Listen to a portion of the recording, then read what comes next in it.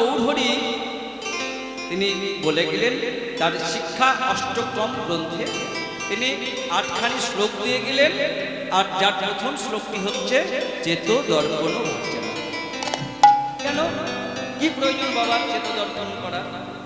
এই জন্যই প্রয়োজন, মহাপ্রভু জানতেন যে কলিযুগের মানুষ বড্ড অলস হবে, কলিযুগের মানুষ বড়ই চঞ্চল।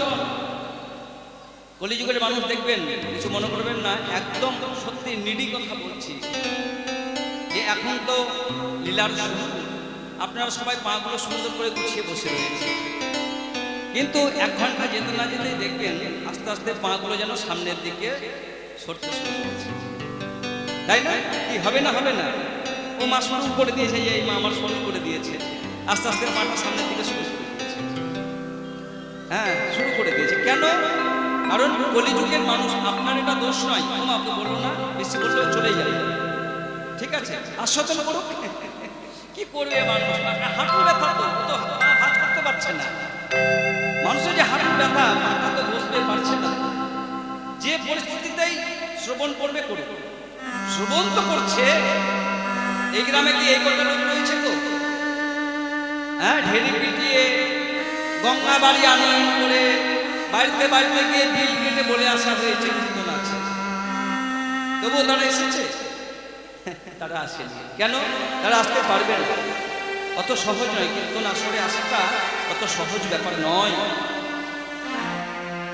অনেক ভাগ্যের ফল, অনেক জন্মের স্বীকৃতি, তাই আমরা এখানে আসতে পেরেছি সকলে। তা মহাপ্রভু জানতেন যে কলিযুগের মানুষ হবে অলস, কলিযুগের মানুষের ধৈর্য শক্তি থাকবে না, আর কলিযুগের মানুষ ওই মোটা মোটা গ্রন্থ ও বাবা পড়বে না। পড়বে? অনেকের বাড়িতেই দেখবেন মোটা মোটা গীতা রয়েছে, আর লাল একটা শালুক দিয়ে তাকে সুন্দর করে মুড়ে ওই সামসেটের উপরে তুলে রাখা আছে। ও মা, বই কি তুলে রাখার জিনিস? বই হচ্ছে পড়ার জিনিস। আগো যেটা যে জিনিস সেটা সেই কাজে ব্যবহার করতে হবে নাকি? এই একটু শিক্ষক বাজানোর জিনিস, আমি যদি না বাজিয়ে ওই যদি তুলে রেখে দেয়, কদিন করে নষ্ট হয়ে যাবে না? যাবে তো? বুঝতে হবে। এই যে দেহ পেলাম, কেন পেলাম? এর তো একটা প্রয়োজনীয়তা আছে, এর তো একটা দরকার আছে, এটা কেন পেয়েছি? না পেলেও হতো, প্রয়োজনীয়তা বুঝে সেটা ব্যবহার করতে হবে। এখানে এসে সবাই মাথা ঝেঁকাবে, হ্যাঁ হ্যাঁ ঠিকই বলছে, হ্যাঁ হ্যাঁ ঠিকই বলছে, কীর্তনিয়াটা ঠিকই কথা বললো। আর যাওয়ার সময় দেখবেন, আপনারা তো করবেনই, অন্য জায়গাতেও করে, এখানে যেহেতু বিচুলি ছিটানো আছে, আপনারা যাওয়ার সময় একবার এইভাবে মাথাটাকে এইভাবে হেলে হেলে ধুলোটা সব রেখে দিয়ে আবার বাড়ি চলে যাবেন। যাবেন যাবেন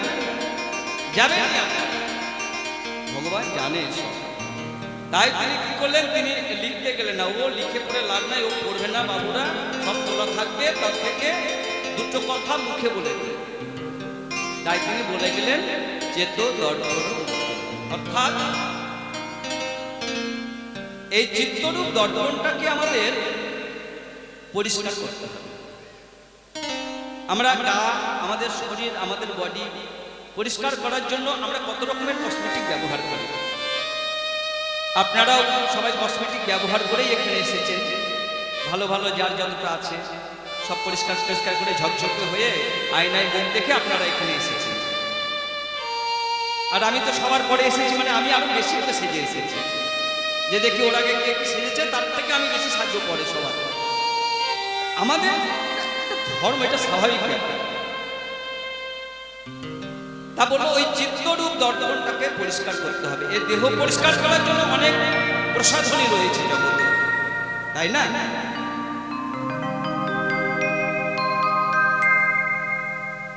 ও মা, কোন দিকে গো মনটা? এই যে, এই কোন দিকে মা? দুটো শোনো কথা, তোমাদের জন্য আমরা এসেছি, তোমাদের জন্য এই কমিটি কত ব্যবস্থা করেছে। যদি না শোনো তাহলে আমি বলবো বাড়ি চলে যাবো, বেকার এখানে সময় নষ্ট করে লাভ। বাড়িতে গিয়ে টিভি খুললেই দেখতে পাবেন কত কত রকম বিনোদনের ব্যবস্থা রয়েছে সেখানে। হ্যাঁ, কে শোনে এসব অজ্ঞানী, তাই না? বিনোদনের ব্যবস্থার অভাব আছে বাড়িতে? হ্যাঁ, ঠাকুর, তারপরে কি আরো কি কি আছে সব। হ্যাঁ, কিছুদিন আগে একটা ছিল বোঝে না, সে বোঝে না। হ্যাঁ, আর কত কি আছে জগতে। যাই হোক, এগুলো বাদ দিন। যদি এসেছেন তাহলে শুনুন, আর যদি না ইচ্ছে হয় ইউ মে গো নাও। কারণ সঙ্গদোষে বাকিটা আপনারা বলবেন, আমি অর্ধেক অর্ধেক করে বলবো, আপনারা বলবেন। তো হরিনাম কেন শুনতে এসেছেন এটা আগে বুঝুন।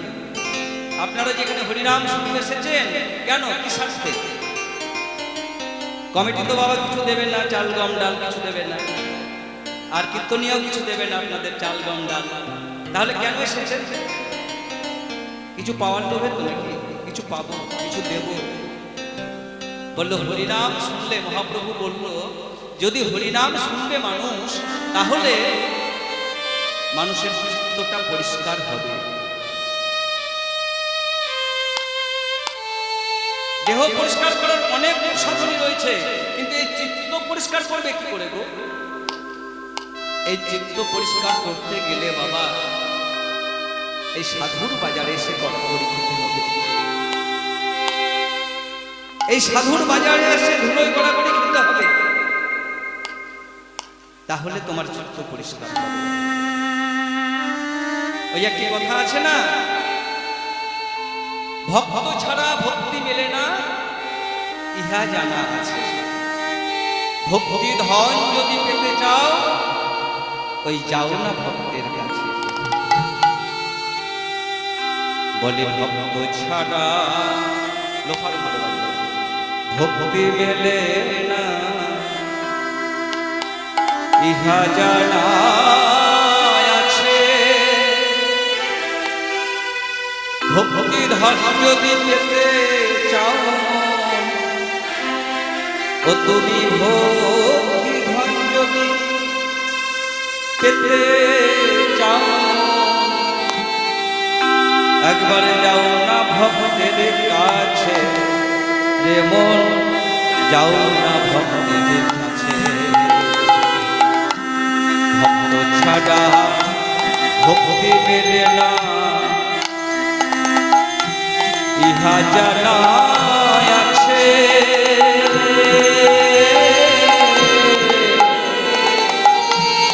ভক্তি ধন যদি পেতে চাও, তুমি যাও না ভক্তের কাছে রে মন, যাও না ভক্তের কাছে। শুধু তাই নয়, ভক্ত আমার মাতা পিতা, ভক্ত আমার গুরু, ভক্তের রেখেছে নাম।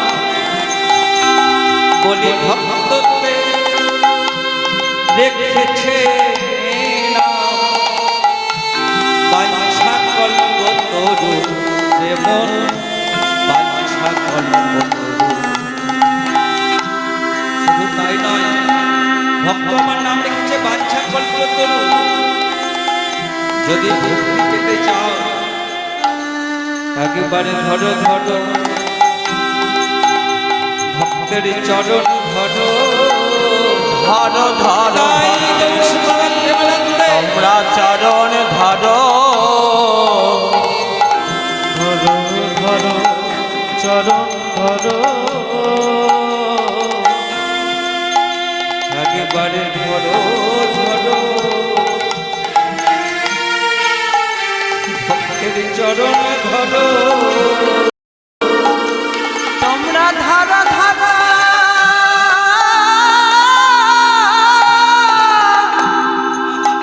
ভক্তের চরণ ধরো,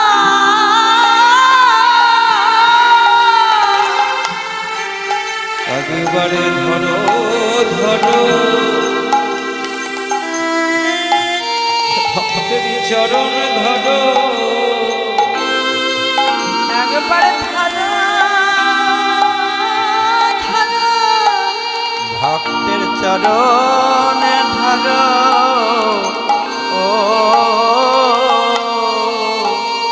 যদি ভক্তি ধন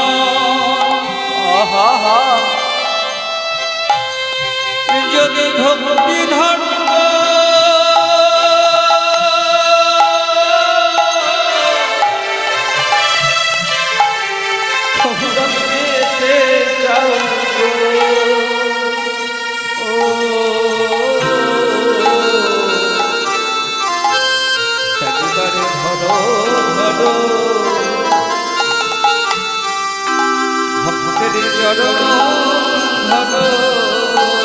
তোমরা ভক্তি প্রেমে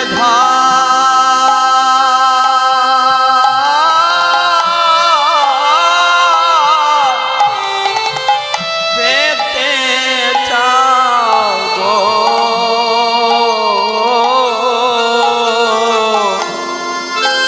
ভক্তের ধরো ধরো ভক্তের চরণ ধরো, যদি ভক্তি পেতে চাও গো, ধরো ধরো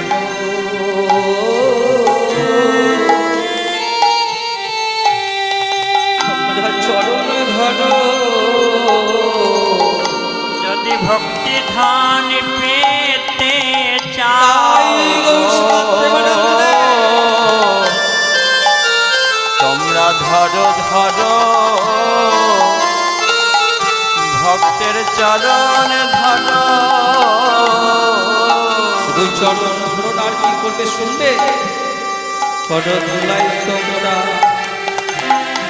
গড়া করি, অগ করো ধুলাই তোমরা গড়া করি, করো জড়া জড়িয়া ধরা ধরি, মুখে বদলে বলো হরি হরি, করো ধুলাই গড়া গরি, বদলে বলো হরি হরি, ধুলাই গড়া গড়া গরি, হরি হরি জড়ো সবে জরা জরি, 84 লক্ষ জীবজনী ভ্রমণ করে এখানে এসেছো, একবার ধরো ভক্তের চরণ ধরো, ভক্তের চরণ ধরো তোমরা যদি ভক্তি ধন পেতে চাও।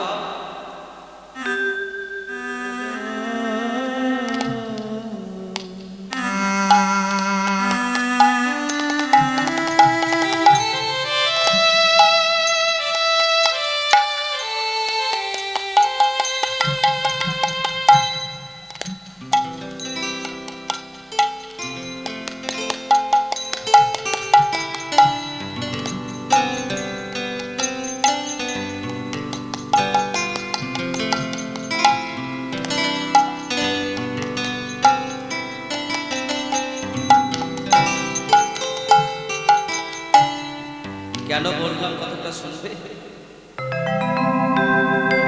কারণ এই মনুষ্য জন্মটা হচ্ছে না একটা জংশনের মতো, জংশন হচ্ছে জংশন, যেখান থেকে ট্রেন বিভিন্ন দিকে চলে যায়, কিন্তু যে স্টেশনটা জংশন নয় সেখান থেকে কিন্তু সব দিকে ট্রেন যায় না, যায়। আপনাদের ফারাক্কা নিউ ফারাক্কাটা কি গো, নিউ ফারাক্কাটা হচ্ছে জংশন। কেন?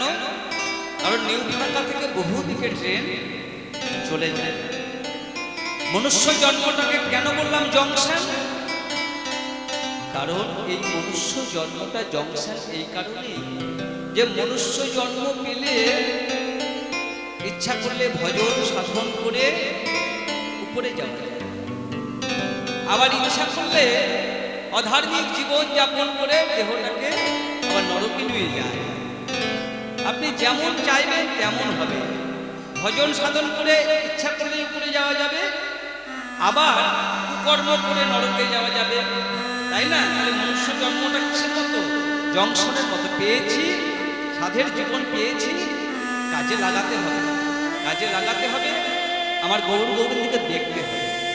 গৌর গোবিন্দকে যদি না দেখি ওই গৌর গোবিন্দের রূপে যদি আমি নিজেকে না বিমোহিত করতে পারি, তাহলে আমার এই মনুষ্য জন্ম বেকার।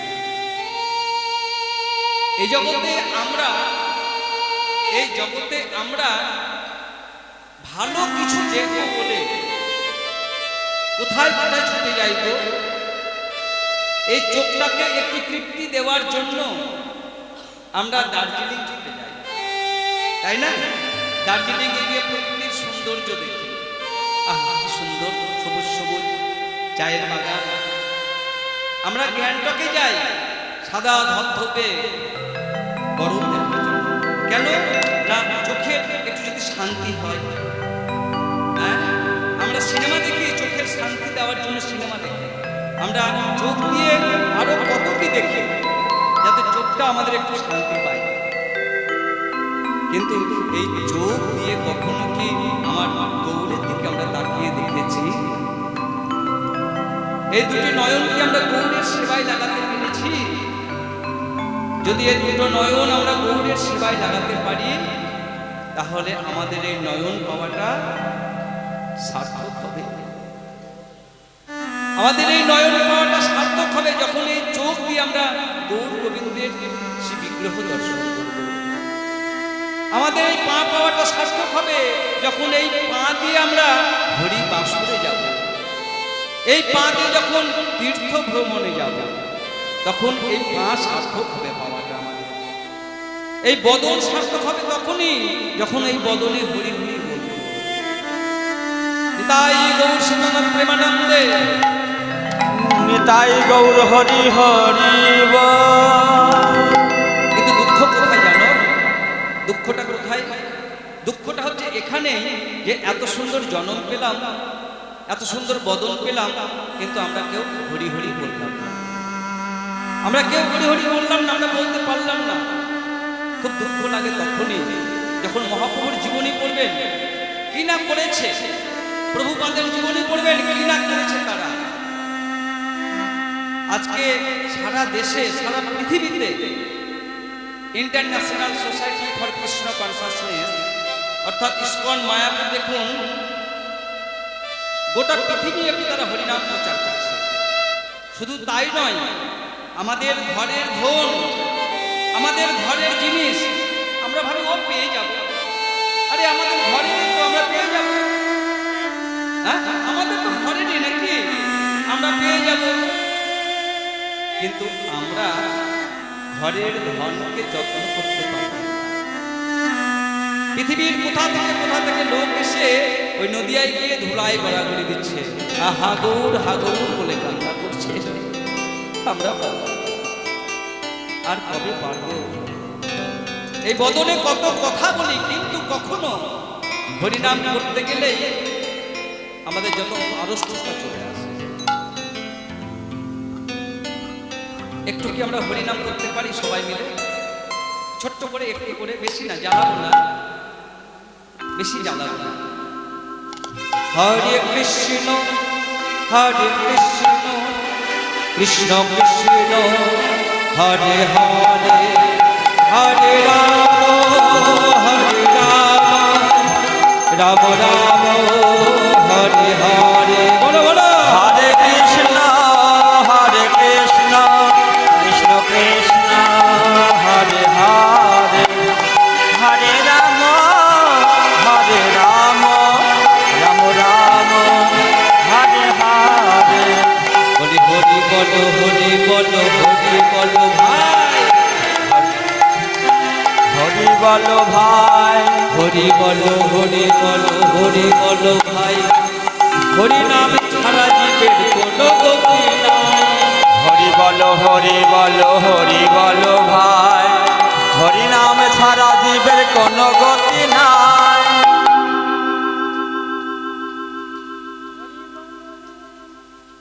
আচ্ছা, তোমরা হাততালি দিতে জানো গৌর হরির নামে? গৌর হরির নামে হাততালি দাও তো দেখি, সবাই মিলে একবার হাততালি দাও গৌর হরির নামে। নিতাই গৌর শ্রীমৎ প্রেমানন্দে, নিতাই গৌর হরি হরি বল। আমি কেন পড়ালাম জানো এটা? ওই রাস্তাঘাটে একা একা করতে গেলে তো 500 জন ডিস্টার্ব করবে, খুব হরি হরি হয়েছে না?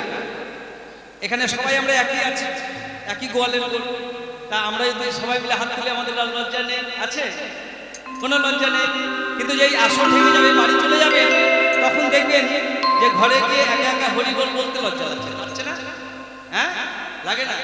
আপনি প্রতিদিন করেন তাই লাগে না, কিন্তু যারা হঠাৎ কীর্তন শুনতে এসেছে তাদের কিন্তু লাগে, তাই না? আর শুধু হরি বল মুখে বললে যেমন জিহ্বার কাজ হয়, মুখের কাজ হয়, তেমন যদি দুটো হাত তুলে হরি বল এইভাবে তালি দেবেন,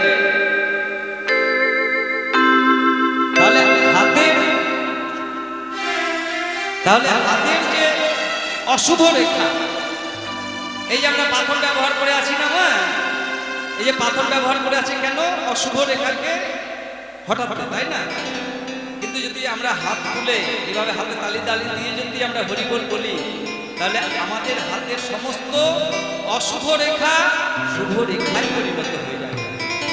তাই যারা ইচ্ছে আছে যে শুভ রেখায় পরিণত করব, আর একবার হরি বলো হরি বলো হরি বলো ভাই, হরি বলো হরি বলো হরি বলো ভাই, হরি বলো হরি বলো হরি বলো ভাই, হরি বলো হরি বলো হরি বলো ভাই। আরে হরি নাম ছাড়া জীবের কোনো গতি নাই, হরি নাম ছাড়া জীবের কোনো গতি নাই। হরি বলো রে হরি বলো রে, বলো রে বলো রে হরি বলো রে, হরি বলো রে হরি বলো রে,